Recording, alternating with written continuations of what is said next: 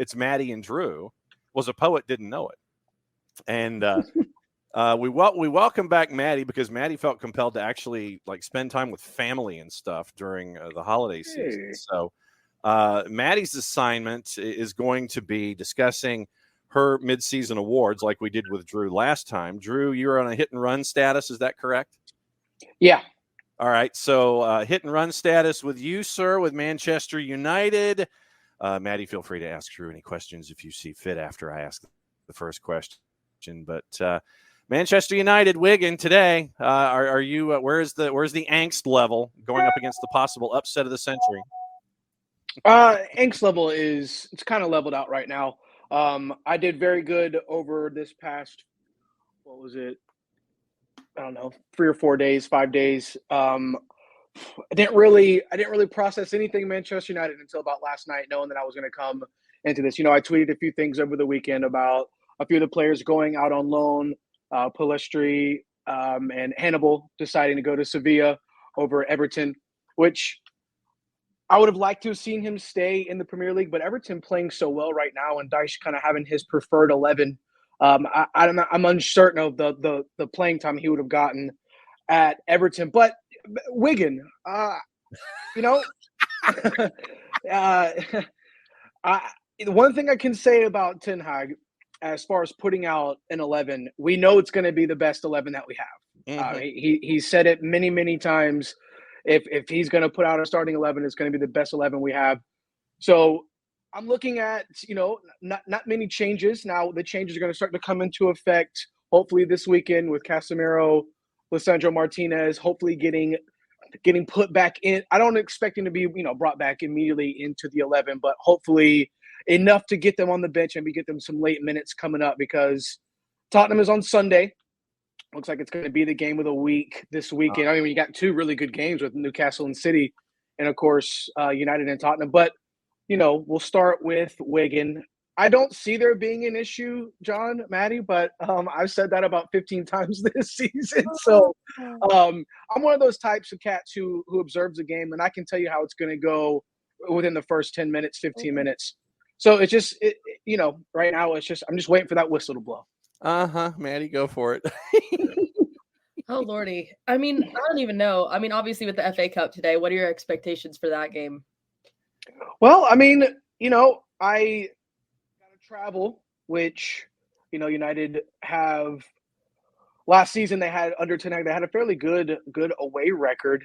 And we saw how they were with under Ole Gunnar Solskjaer. I think it was the longest winning streak for away games in the history of English soccer. But I don't see too many issues United's going to have today. You can start a few kids. You can start the best 11. On paper, United win 3-0. But again, we know the Dr. Jekyll and Mr. Hyde for this United starting 11. So it really just depends on what the 11 is, where Ten Hag has them playing. If you have your Rashford on the right, or your Rashford on the left and your Garnacho on the right, and your Højlund through the middle, I don't see any reason why United don't win 2-3-0 today. Minus 526 in the juice boxes. Your chance for a replay is at a plus 591 in the composite, courtesy of our friends at Odds Portal. And Wigan to pull the upset of upsets, being 18th in League One, as we're reminded by Dell, a plus 1293 in the composite. If you want to put some juice boxes down, you're going to get probably somewhere in the neighborhood of plus 1,300 on Wigan to win outright. Maddie, you had in the FA Cup this weekend the derby with Sunderland. You survived it, and Sunderland, they decided to welcome the Newcastle fans by putting up banners in Newcastle colors. And what are they thinking? I mean, you still ended up getting you get the Duke in that one, but I mean, you got a rivalry this past weekend. That was a fun one. Oh yeah, absolutely. I mean, that was my thing going into it. I even said it on Prem and Proper. I was a bit hesitant because, the past couple times it's been a bit rough, and especially with the way Newcastle has been playing leading up to the FA Cup, I was nervous. I was nervous going into it because, I mean, a lot of people will look at it and be like, it's a team, it's Premier League and then a division lower. You know what I mean? You would think that there is a there's definitely someone who's going to win that game. But, with the way Newcastle has been playing, I wouldn't put it past them to, pull up the biggest upset ever, because that's just how it's been the entire freaking season. But I was very happy with the outcome of that game. Very happy. Isaac is a god, and I love him. I love him so much. He is single-handedly saving our season, and I will put money on that. That is true. But I mean, it's so I like the way that we came out, and hopefully it's going to give us a bit of an oomph that we need going in this weekend to play against Man City. We're not going to talk about that right now. That's Friday. That's for Friday, but I'm going to focus on the positive right now. But hopefully it's going to give us a bit of the thing that we need to kind of bring us into what this is. Yeah. Dell's asking, are you a Newcastle fan because of Miguel Almiron, or is there another reason entirely? So it was actually funny how I joined into Premier League, because I followed I was obviously an Atlanta United fan coming into the 2017 season, and I really was kind of I knew about the US team coming into that as well. I didn't really know much about Premier League, so I kind of just watched as like a regular fan. I just kind of watched any team play, and that's kind of what it was. And then Almiron was the big push I needed, but I still wasn't really defined with a team until last season. Last season was really when I developed that ooh, I like this team. I think this team's really good. Because last season it was the underdog story, and I do love a good underdog story. I really do. I think it's a lot of fun when you see a team kind of rise up in the ranks and kind of pull out the impossible almost. But beforehand, I was actually a Man United fan, kind of flip-flopping, because that's kind of where my family aligns a bit more. But yeah, I mean, that was more or less last season when I really had a solid allegiance to Newcastle. So that was really what it was. But if you want to put it, yeah, Almiron was a big stepping stone for that. I think he's just a phenomenal player. I think he really is a great player. And I mean, if that's the push, that's the push. But listen, that was kind of my little Premier League story in that aspect. So she's gone Paul Harvey on us. All right, Drew. Transfers, gossip, rumor, and innuendo. Ivan Toney, your gut so far. Ivan Toney is saying all the right things about sticking with Brentford. Thomas Frank is basically saying it's going to take an astronomical offer to get him out of here. Brentford has lost 6 of 7. They need offensive help. What does your gut tell you right now, as we will probably revisit this topic every single week here in the window? When it comes to Ivan Toney, does he stay? Does he go? Where does he go? What do you think? Real quick, I want to just say one quick thing about the Newcastle Sunderland game from the weekend in the FA Cup. I hope that Newcastle is using this time to ice up, to rest up, to lay in the ice bath, because Sunderland brought the freaking intensity.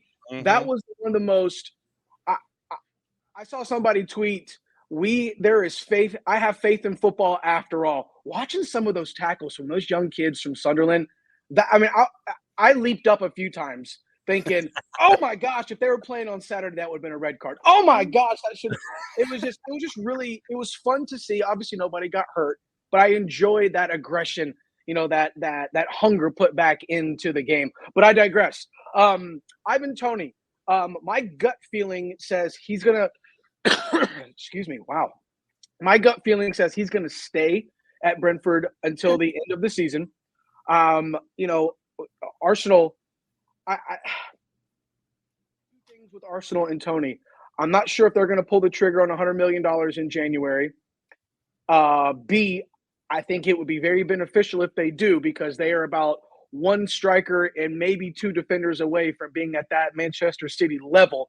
And this whole Arteta out thing because of an FA Cup loss to the best team in the league is flipping ridiculous. But we'll get to that on Friday. But I see Ivan Toney. Listen, there are 3 or 4 different suitors, and I would not count out Ineos and Sir Jim Ratcliffe putting their name in the hat over the summer if he stays. They did good business with the Christian Eriksen situation, although Eriksen was a free. He came on a free. I feel it's going to be between Manchester United and Arsenal, but I don't think it will. I think it will be the summer of 2024, not this month. That's just my opinion, and that's how I see the chips falling. Because, like you said, John, Brentford needs something, and they're going to put the price tag as high as they can so they can keep him, so they can stay afloat. Because if they get relegated, his price tag drops. Mm-hmm. Absolutely. One more question for Drew, because I know Drew has to go, and then Maddie, your midseason awards coming up in just a little bit. Amad Diallo has dispelled rumors he wants to leave Manchester United after he was bizarrely linked to joining whichever club currently unemployed manager Tony Mowbray is appointed by next. That would be Birmingham City. Reports in Spain have hinted Manchester United and Newcastle interested in signing Andreas Christensen from Barcelona, although the player is keen to stay in Spain despite not being a first-team regular. Drew, what say you? As far as the Christensen thing, that's the first I've heard about it. But with regards to Amad Diallo, there's so much and I don't want to toot my horn, but there's so much of these reports. Come on, Arn Anderson, toot, hit it. There's so many of these reports that come out daily that they're just kind of hard to believe. And we're talking about a guy who's been injured the entire season, just came back, and within the little cameo that he had, I really believe that he has almost inserted himself, if not into the starting 11, he is in that 12 to 13 man rotation now, because with Pellistri gone and Hannibal gone, Anthony isn't working out. I see Amad Diallo being a crucial key in the future of Manchester United if he stays. Because look, let's be honest, Sancho's gone within the next 2 weeks, next 3 weeks. I think they're going to move on from Anthony in the summer. Who's left on the right side if Pellistri's not the answer? Because Ten Hag clearly doesn't see anything in Facundo Pellistri, which is kind of shocking to me because he gets regular time for Uruguay. But with Christensen, I mean, look, it didn't work out with Chelsea. It's clearly not working out in Barcelona. Me personally, I'm sick and tired of buying other teams' scraps, and that's Glazeronomics. That has been the key for United. I mean, that's almost like that's an Atlanta Falcon move. Okay, let's be honest. So I would like to see some youth, because what's Christensen going to demand, John? They're wanting to get rid of Varane. They're wanting to get rid of Casemiro. That's a total of £700,000 a week. You think Christensen's going to leave that beautiful Barcelona weather to come to United for pennies? No. So let's get real. I like the Olise and Nico Williams. Let's stick with the youth, and let's see if Ratcliffe and Ineos have that formula. All right, get out of here. We'll catch up with you on Friday, Drew. All right, guys. Talk to you soon. Thanks, John. Thanks, Maddie. Because he is too sweet, as it goes. All right, Maddie. Now time for you to go through your midseason awards, because we're just slightly past the halfway point of the season. We'll take it an award at the time. We'll call these the Maddies. Oh. And as we are cruising through the Prem, by the way, we're trying to get that hashtag cruising. We're trying to keep it going. Trying to get that hashtag off and running. Okay. All right. So who is your midseason MVP in the Premier League? Ooh. Oh, that's a good one. Jeez, that's so hard. No, but you can give lists. Lists are fine. You can say whoever's in your in your head for midseason MVP. Because here's the categories that I wanted to go over you with. Mm-hmm. Midseason MVP. Yep. Coach of the midseason. Ooh. Overachieving team and or player. Underachieving team and or player, and who do you think gets relegated? So these are the topics that we have for you this go round on the review. So of any of those topics that you wish to address, you can hit any of them in whatever order you want. So what comes to mind as those topics are now on the table for your review of the midseason here in the Prem? Well, I think for MVP right now, I feel like this has been said by like multiple different people throughout it. But Mohamed Salah for Liverpool. Understood. I think he has been phenomenal this season, like truly. I mean, everything that he has done for Liverpool is amazing. Now, with that being said, going into this weekend, he's suspended for 2 matches, so he won't be playing as much. But I mean, from what he has done, he's 14 goals, 8 assists. I mean, he's killing it. I think he has been really a standout for Liverpool, and I think as well. I love watching them play as well. And I mean, that's why they're at the top right now. And Dell has given his idea for coach of the midseason, Unai Emery, with what we were seeing from them at Aston Villa. And I can go with Unai Emery because of what he's built in a very short. Well, it's funny he says that because I was going to say the same thing. I was going to say the same thing because, and that kind of goes with too. Like, I mean, I guess like the biggest surprise is Aston Villa is how they've been able to play. You know, they're only how many points? I'm looking. Yeah. 3 points behind Liverpool. Right. I mean, I didn't expect them to be like at the very bottom of the table. No. But I did not expect them to be almost in like the top 4. Right. And I think that goes to show with the coach that they have and how they've been able to build and develop this team this season. I think that's remarkable. And I'm really excited to see what they do. They play against Everton this weekend.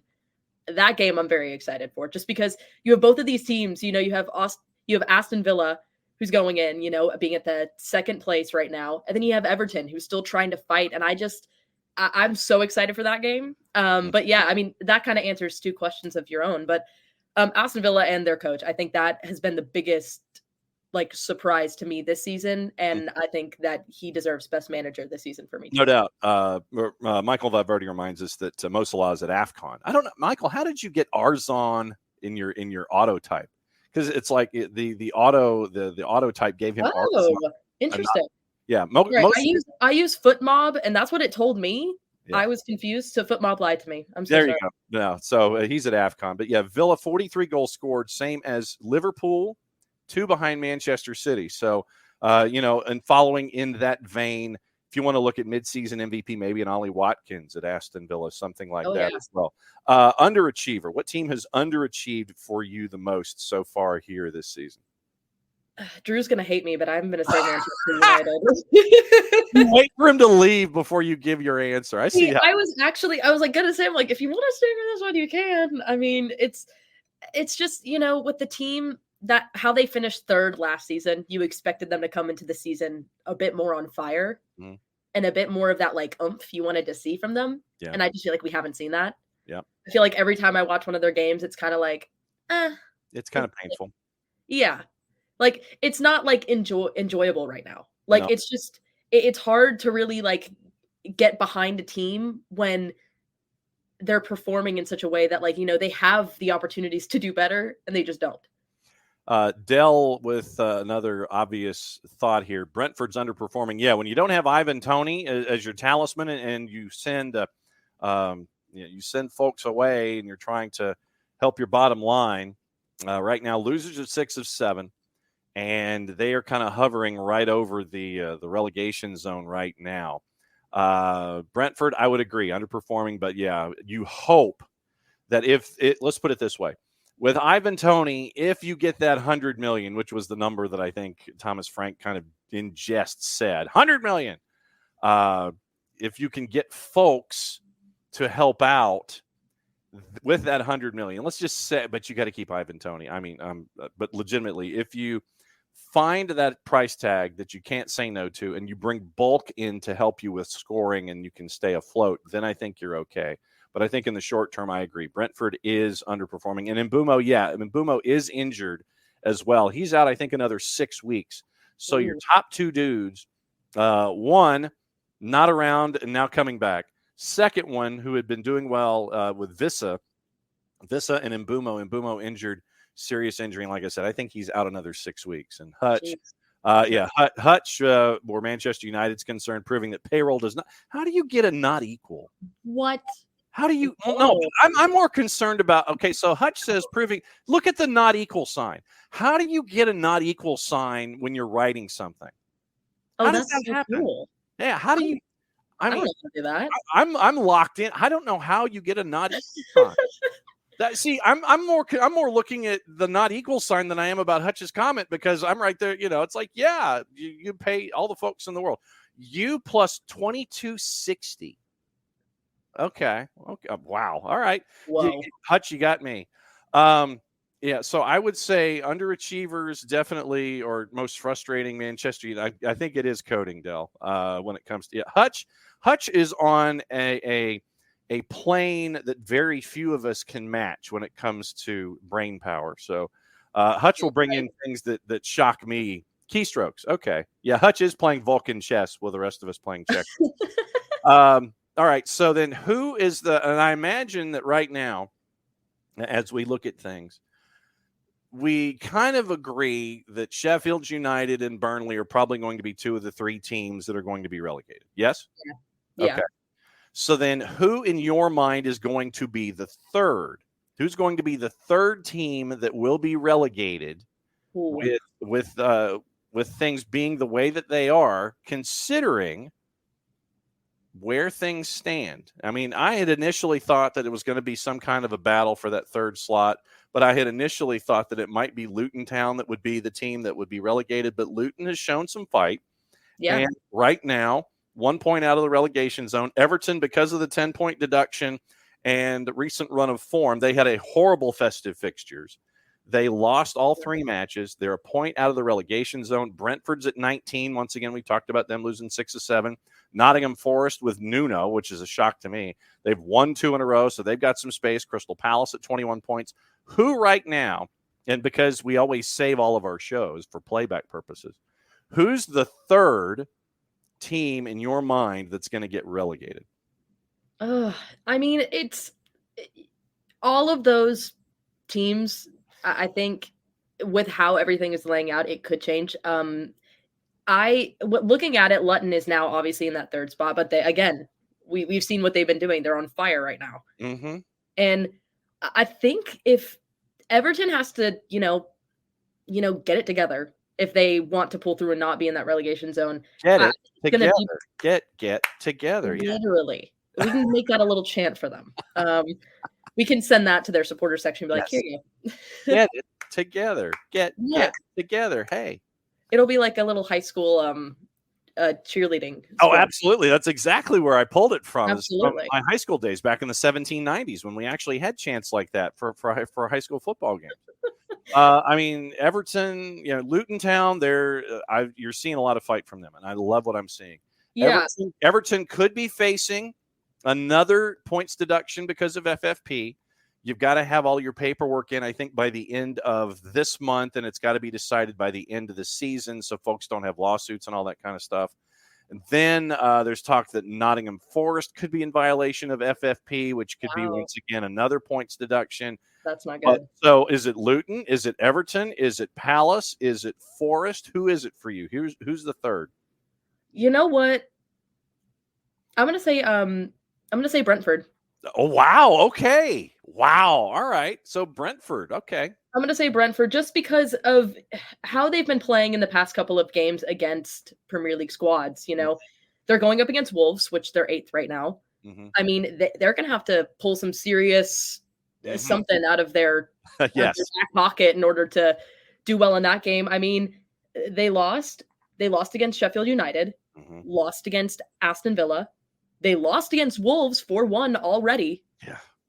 I mean, the way that their track record is going right now, I wouldn't be shocked. Exactly. Thank you. They haven't won since December 2nd. I think by the way that now they could pull out some miracle. Mm-hmm. They could make it. But as of right now, with the way it's trending, Yes, all right. I think they could. If they're not in that bottom one, they're definitely in that from 14th down. Yeah. And there's basically, as long as you're not 18th, 19th, or 20th, you're okay financially. But Dell has the relegation 6-pointer, beating Nottingham Forest on the 20th. Knowing Nuno, that's going to be one of the most boring goalless draws ever in the history of mankind. Nuno Espirito Santo sets the game back 15 years every single time he's on the pitch. And there's a reason he got fired in the league that we neither endorse nor talk about when it comes to points and standings, is because, let's see, who's going to win this battle? Nuno Espirito Santo or Karim Benzema? Who's going to win that battle? That's going to be Karim Benzema. That's why Nuno got ish-canned from his gig in Saudi Arabia. You're not going to win that battle. And so Nuno has found offense for some reason. I don't know where he found it. He found it, maybe at the corner pub on the way to City Ground. And they've been scoring goals, and it has been so anti-Nuno. But that game, the Brentford-Nottingham Forest game, is going to be the most boring, most Nuno-like goalless draw on the planet. Mark my words. 12 days from now, you will wish to have your life back if you decide to watch that game. Even though it'll be a relegation 6-pointer probably. I'm writing that down. It's going to be a quote, John Nelson. Yes, absolutely. Go ahead. And then they're going to end up scoring like 5-6. Oh, absolutely. You'll end up taking the over on what's going on. Before you go, you forgot to tell everybody what you were up to on your holiday and what you do to kill time. Yeah, absolutely. So I came on for that like Little Monday just to kind of talk a bit about it, but I went to Nashville with some of my friends for like 2 days, and then me and my friend who does school in Chicago, she was bringing her car up there, and so we did a little road trip from Nashville to Chicago to bring her car up there, and then I was up there for New Year's Eve for a little bit, so it was a lot of fun. I got to drive through so many different states. Okay, so if you're in Nashville, that means you went through Kentucky. Did you go through Indianapolis and pass by West Lafayette on your way through Gary? And you keep your head down through Gary, Indiana, on your way to Chicago? Yes. Absolutely. It was a lot of fun. I had a blast. It was great because I had never really like I travel, but like I really only travel with like family to like the beach. So it was like, I've been to Florida. Ooh, did we? I think we might have gone through. Is it Lex or Louisville? Where'd you go? Louisville. Yeah. Is it Lexington or Louisville? How did you work? I'm trying to remember the way. I did like 2 hours. Like I drove 2 hours because she was like, I need to sleep. And I was like, I'll take 2 hours. It's fine. No worries. And oh my gosh. I'm trying, because I think it's different. Because I think if we were going from Atlanta to Chicago, it was like a different route. Okay. Because we were going from Nashville, like kind of like just like straight up. Yeah. Because you like go straight. So that means you're going that way. You go Indy and then West Lafayette. And then you figure out the way to get into Chicago, if I remember correctly. Because I think we did that drive from Atlanta to Chicago in 9 hours once. Oh, yeah. And shorter. Yeah. And it was overnight. And so there were no there were no officers on the road, and we left at like midnight and got into a Hardee's in Indianapolis when it opened at 5 a.m. and we shocked them by getting right there at 5 a.m. Wow. They were probably shocked. They're like, 5 hours from Atlanta to Indy. That was the fun part. And then going through the snow and working our way up that way. Oh, yeah. What is the rest of your week like? Ooh, well, we're gearing up. We're doing a couple KSU basketball games up here. I'll be doing some little reporting for some of those. So I'll be doing some of those, and then I'll be working production for some of those games as well.